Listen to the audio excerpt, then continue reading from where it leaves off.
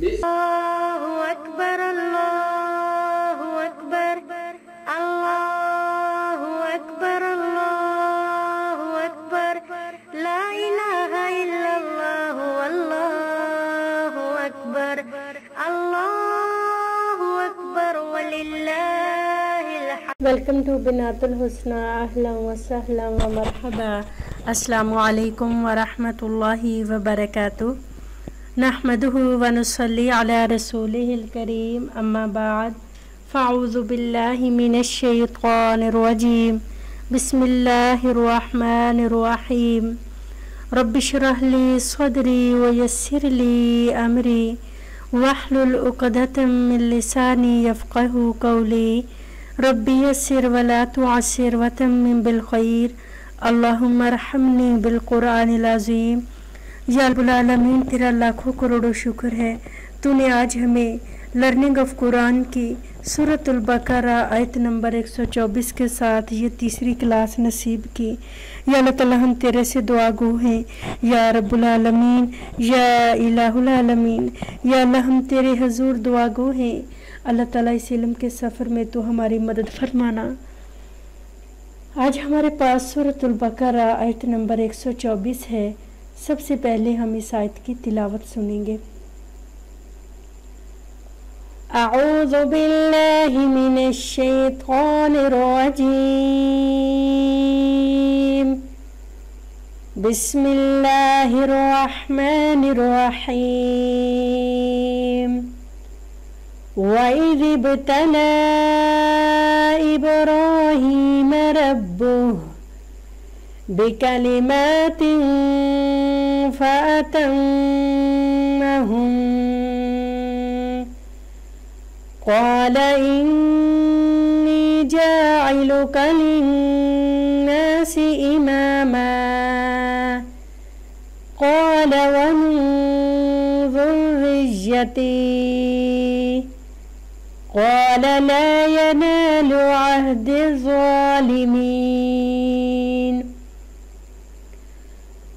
سورۃ البقرہ آیت نمبر 124 میں اللہ تعالیٰ نے بڑی خوبصورت بات کہی ہے، اور دیکھا جائے تو اس میں لائف آف حضرت ابراہیم علیہ السلام کو اللہ تعالیٰ نے بڑے خوبصورت طریقے کے ساتھ بیان کیا ہے، اور ہم ابراہیم علیہ السلام کی لائف کو دیکھتے ہوئے آج اس آیت پہ انشاءاللہ تعالی اللہ کی توفیق اور اس کے خاص فضل و کرم سے اس پہ ڈسکس کریں گے۔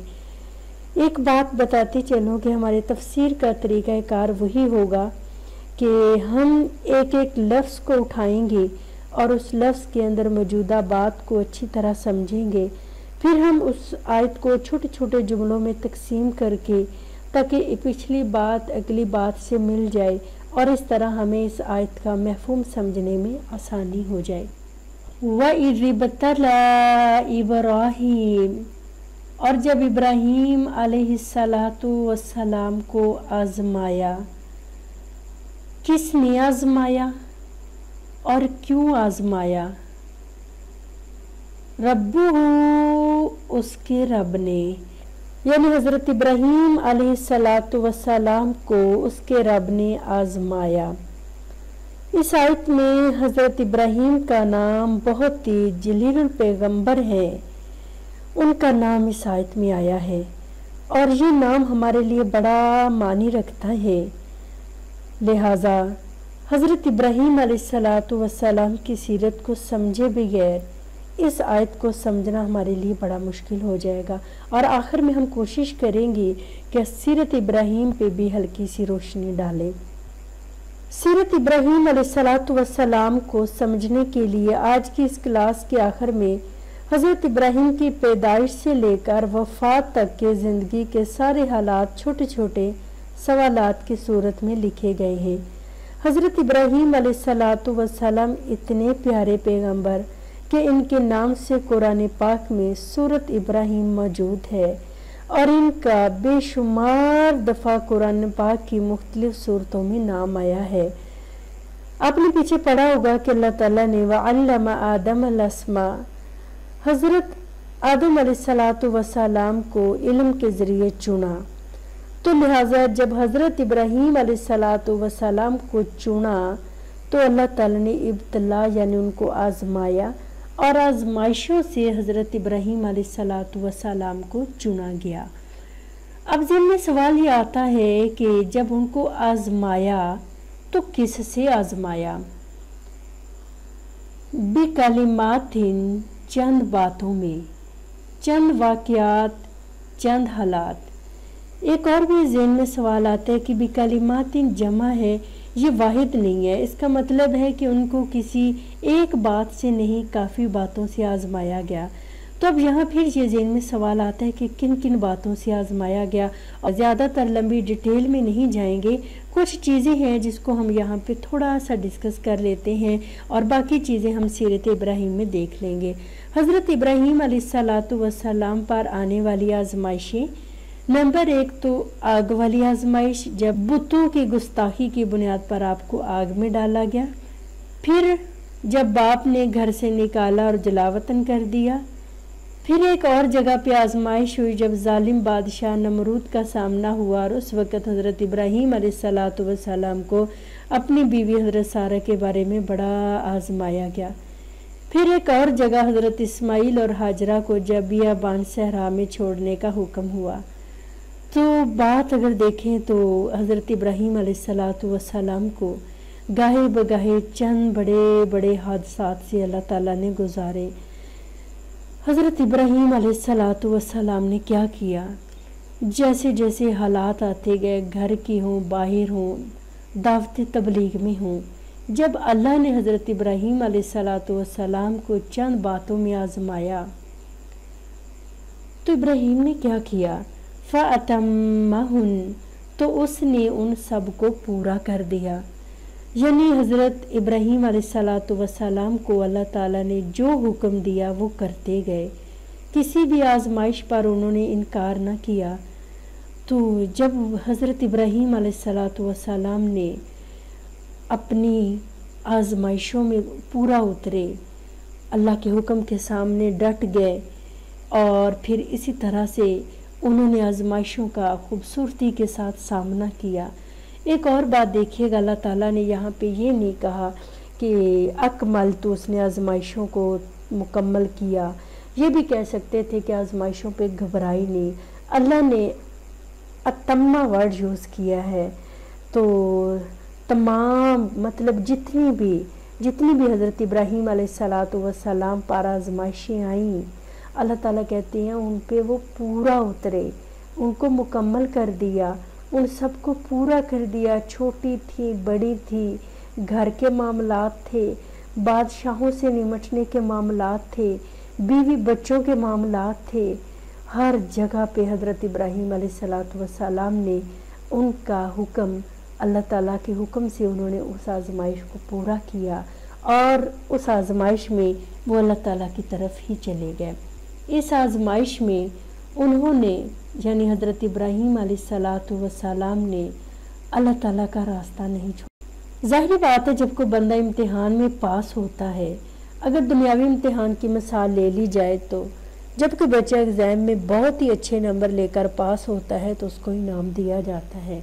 تو کیا خیال ہے جب حضرت ابراہیم علیہ الصلاۃ والسلام نے آزمائشوں میں پورا اترے، اور اللہ نے خود ہی کہا فَأَتَمَّهُنْ کہ انہوں نے مکمل کر دی۔ آج میرا آپ کا کوئی کورس مکمل ہو تو بڑا اچھا اس کو سیلیبریٹ کیا جاتا ہے، کوئی ڈگری مکمل ہو تو اس کو سیلیبریٹ کیا جاتا ہے، کسی نے کوئی مقابلہ جیتا ہو تو اس کو انعام سے نوازا جاتا ہے۔ یہ کیسے ہو سکتا ہے کہ حضرت ابراہیم علیہ السلام نے گھر چھوڑا، بڑے بڑے حادثات سہے، اور اللہ اس کو کوئی انعام نہیں دے گا؟ نہیں، دیکھیے اگلے جملے میں اللہ تعالیٰ نے حضرت ابراہیم علیہ السلام کو کیا کہا؟ قال، اللہ تعالیٰ نے فرمایا۔ یہ کب فرمایا؟ جب حضرت ابراہیم علیہ الصلاۃ والسلام آزمائشوں کو مکمل کر چکے تو پھر اللہ تعالیٰ نے فرمایا قال انی جاعلک للناس اماما، یقیناً میں تمہیں سب لوگوں کے لیے امام بنانے والا ہوں۔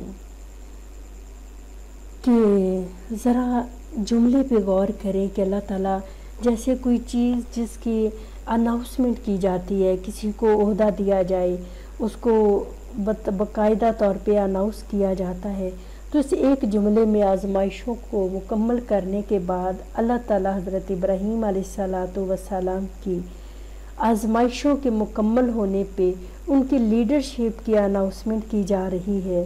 ابراہیم علیہ السلام کو لوگوں کا امام بنایا گیا۔ امام کیسے بنایا گیا؟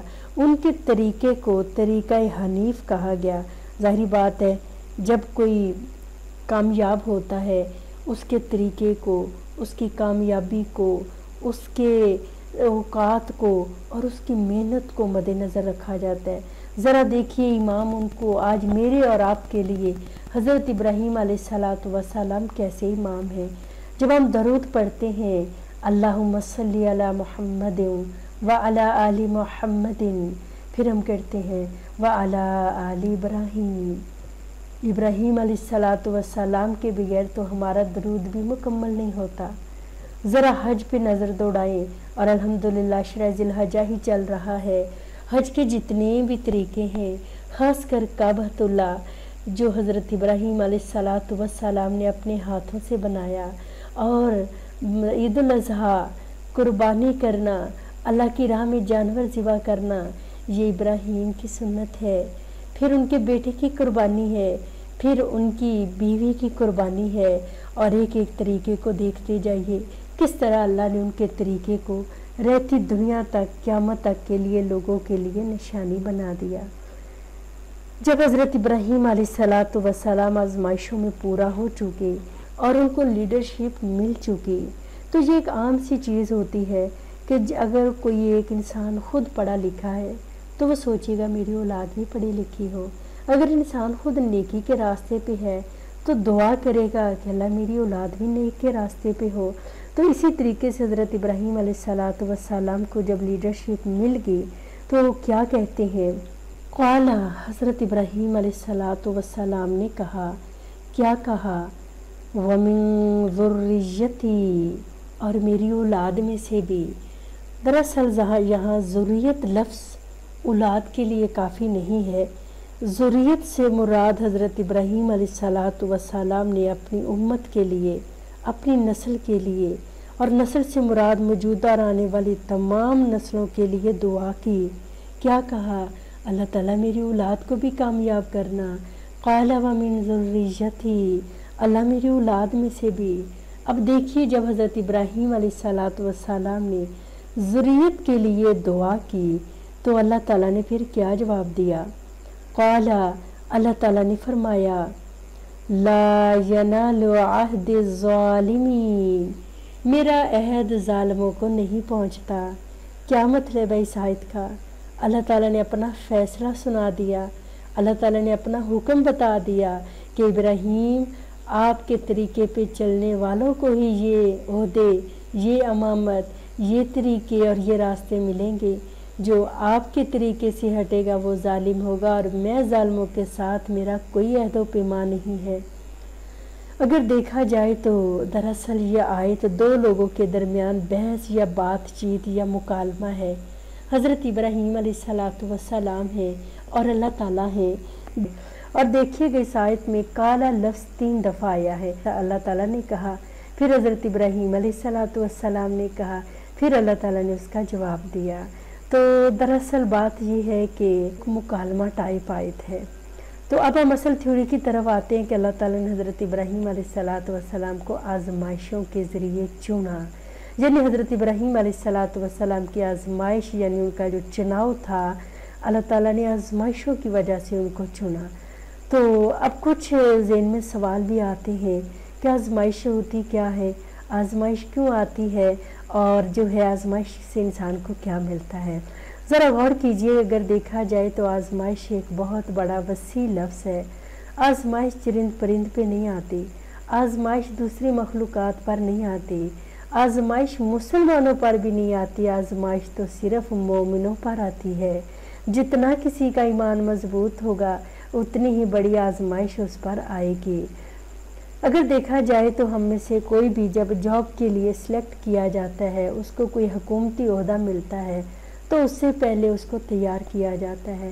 اگر کسی نے فوج میں بھرتی ہونا ہے تو ظاہری بات ہے اس کو پہلے ٹریننگ دی جائے گی، اور کوئی عہدہ دینا ہے تو اس کی پہلے ٹریننگ دی جائے گی۔ جب اللہ تعالیٰ نے بندے کو اپنے دین کے لیے چننا ہوتا ہے تو اس کی ٹریننگ کے لیے بھی اللہ تعالیٰ اس کو آزمائشوں سے گزارتے ہیں۔ آزمائش تو یوں ہی ہے کہ جس طرح جب اللہ تعالیٰ نے بھی کسی نبی کو نبوت دینی ہوتی ہے یا نبی کی امت میں سے کسی کو دین کے لیے، دین کی امامت کے لیے چنا جاتا ہے، تو پھر اللہ تعالیٰ اس بندے کو آزمائشوں کے ذریعے ٹریننگ دیتا ہے۔ آزمائشوں کے ذریعے اللہ تعالیٰ پھر اس بندے کو تیار کرتا ہے، پھر اللہ تعالیٰ دیکھتا بھی ہے۔ آزمائش کا دوسرا نام امتحان بھی ہے۔ تو ہم کیوں امتحان دیتے ہیں؟ 5 سال پڑھ کے امتحان کا مطلب یہ ہوتا ہے کہ ہمیں دیکھا جائے اور ہمیں دیکھیں ہم کتنے پانی میں ہیں، ہمیں کتنا یاد ہو گیا ہے، کتنا سمجھ آ گیا ہے۔ تو دراصل آزمائشوں سے گزارنے کا مطلب اللہ تعالیٰ کا یہ ہوتا ہے کہ میں دیکھوں میرا بندہ میرے دین کی امامت کے لیے کتنا تیار ہو گیا ہے۔ ایک ماں اپنے بچے کو پالنے کے لیے دودھ پلاتی ہے اور اس کے ذریعے اپنے بچے کو طاقتور بناتی ہے، اسی طرح اللہ اپنے بندے کو بار بار آزمائشوں میں ڈالتا ہے تاکہ وہ طاقتور بن سکے۔ جب اللہ تعالیٰ بندے کو آزمائش میں ڈالتے ہیں تو ان کے راستے میں آنے والی ہر رکاوٹ ان کے لیے ایک نیا راستہ کھولتی ہے۔ ہر آزمائش ان کے دل کو مضبوط کرتی ہے۔ تو ہر بندے کا دل کرتا ہے کہ ہم دین کا کام کریں، لیکن ایک بات یاد رکھیے گا، دین کے کام کے لیے آزمائش شرط ہے۔ آزمائش کے بغیر آپ دین کے راستے پہ اور دین کی خدمات نہیں کر سکتے۔ آزمائش میں پورا اتریں گے، پھر اللہ تعالیٰ اس دین کے نام پر اپنے بندے کو اس دنیا کی لیڈرشپ دے گا۔ پھر کیا ہوگا؟ جب آپ کو لیڈرشپ ملے گی تو جو آپ کی اولاد ہوگی وہ بھی آپ کے نقش قدم پہ چلے گی، لہٰذا اللہ آپ کو اور آپ کی نسلوں کو اس دین کے لیے چن دے گا۔ آج ہم تھوڑا سا حضرت ابراہیم علیہ السلام کی سیرت کے متعلق چند ایک کوشچن ہیں ان کو دیکھ لیتے ہیں، اور میں ود آنسر ان کوشچن کو ریپیٹ کروں گی تاکہ آپ کے لیے آسانی بھی ہو جائے انشاءاللہ تعالیٰ۔ تاکہ حضرت ابراہیم علیہ السلام کے بارے میں آپ کے ذہن میں ایک میپ نہیں بنے گا، سبق ہمارا ادھورا سا رہ گا۔ تو حضرت ابراہیم علیہ السلام کی سیرت کے متعلق چند ایک کوشچن ہے۔ حضرت ابراہیم علیہ السلام کے والد کا نام کیا تھا؟ حضرت ابراہیم علیہ السلام کے والد کا نام سورۃ الانعام آیت نمبر 74 میں آزر بتایا گیا ہے۔ بعض لوگوں کا خیال ہے کہ یہ نام آپ کے چچا کا تھا اور آپ کی تربیت آپ کے چچا نے کی۔ سوال نمبر 2 ہے، حضرت ابراہیم علیہ السلام کا قرآن میں کتنی جگہ ذکر ہے؟ حضرت ابراہیم علیہ السلام کا قرآن کے مختلف سورتوں میں ٹوٹل 63 دفعہ ذکر کیا گیا ہے۔ کیا قرآن پاک میں ابراہیم علیہ السلام کے نام کی کوئی سورت ہے؟ جی ہاں، سورۃ ابراہیم پارہ نمبر 13 یعنی 13 سپارے میں سورۃ ابراہیم موجود ہے۔ حضرت ابراہیم علیہ السلام کی ولادت کب ہوئی؟ آپ کی پیدائش جنوبی عراق میں دریائے فرات کے کنارے پر ہوئی۔ حضرت ابراہیم علیہ السلام نے ٹوٹل کتنی عمر زندہ رہے؟ حضرت ابراہیم علیہ السلام کی عمر 175 سال تھی۔ حضرت ابراہیم کی پیدائش کس شہر میں ہوئی؟ حضرت ابراہیم کی پیدائش عراق کے شہر اور میں ہوئی، اور یہ شہر بت پرستوں اور خداؤں کے نام سے بڑا مشہور تھا، اور ایک ہسٹری کے مطابق بتایا جاتا ہے کہ حضرت ابراہیم کے شہر اور میں 5000 خداؤں کے نام بعد میں دریافت کیے گئے۔ حضرت ابراہیم علیہ السلام کے پیدائشی علاقے کے خدا کا نام کیا تھا؟ حضرت ابراہیم علیہ السلام جس علاقے میں پیدا ہوئے اس علاقے کے خدا کا نام ننار تھا اور وہ چاند پرست تھے۔ حضرت ابراہیم علیہ السلام آگ میں کتنے دن تک رہے؟ حضرت ابراہیم علیہ السلام آگ میں 40 دن تک رہے۔ حضرت ابراہیم علیہ السلام پر کتنے لوگ ایمان لائے؟ پوری قوم میں سے صرف ایک جوان جو آپ کا بھتیجا حضرت لوط علیہ السلام تھے، صرف ان کو آپ کی قوم میں سے ایمان کی دولت نصیب ہوئی۔ حضرت ابراہیم علیہ السلام اپنے پیدائشی علاقے سے کس طرف انہوں نے ہجرت کی؟ حران نامی بستی کے طرف حضرت ابراہیم علیہ السلام چلے گئے، اور اس ہجرت میں آپ کے ساتھ آپ کی بیوی اور لوط تھے، اور پھر وہاں سے ہوتے ہوئے فلسطین چلے گئے۔ حضرت ابراہیم فلسطین میں کتنے دن ٹھہرے؟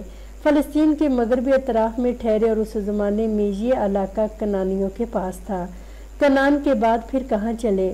حضرت ابراہیم علیہ السلام کنان کے بعد مصر چلے گئے۔ حضرت ابراہیم کو سفر میں کس کے ساتھ آزمائش آئی؟ حضرت ابراہیم علیہ السلام کو سفر میں دوبارہ پھر ایک ظالم بادشاہ کا سامنا کرنا پڑا۔ ظالم بادشاہ حضرت ابراہیم علیہ السلام سے کیا چاہتا تھا؟ حضرت ابراہیم علیہ السلام کی بیوی سارہ کی عزت خراب کرنا چاہتا تھا۔ سوال نمبر 15 ہے، حضرت اسماعیل اور ہاجرہ نے صحرا میں کیسے گزارا کیا؟ کھجور اور پانی ختم ہو گیا تو اسماعیل پر بھاری آزمائش آن پڑی۔ سوال نمبر 16 ہے، اللہ تعالیٰ نے اسماعیل کی کس طرح سے مدد کی؟ اللہ تعالیٰ نے تحفہ زمزم کی صورت میں اسماعیل اور ہاجرہ کی مدد کی۔ حضرت ابراہیم علیہ السلام ہاجرہ کو چھوڑ کر کہاں چلے گئے؟ حضرت ابراہیم علیہ السلام ہاجرہ کو چھوڑ کر ملک شام چلے گئے۔ سوال نمبر 18 ہے، حضرت ابراہیم علیہ السلام کا انتقال کب ہوا؟ 175 سال کی عمر میں حضرت ابراہیم علیہ السلام کا انتقال ہوا اور آپ کے بیٹے اسحاق اور اسماعیل نے کفن دفن کا انتظام کیا۔ یہ تھی آج کے شارٹ کویسچن حضرت ابراہیم علیہ السلام کی سیرت کے متعلق، اور مجھے امید ہے کہ اس آیت میں حضرت ابراہیم علیہ السلام کا ذکر ہے۔ امید ہے انشاءاللہ تعالی یہ آیت ہمیں ایمان ابراہیم علیہ السلام نصیب کرے۔ سبحانک اللہم و بحمدک نشہد ان لا الہ الا انت نستغفرک و نتوب الیک۔ ربنا تقبل منا انک انت السمیع العلیم وتب علینا انک انت التواب الرحیم۔ السلام علیکم ورحمۃ اللہ وبرکاتہ۔ کچھ تکبیرات آج پڑھ لیتے ہیں اس کلاس کے آخر میں۔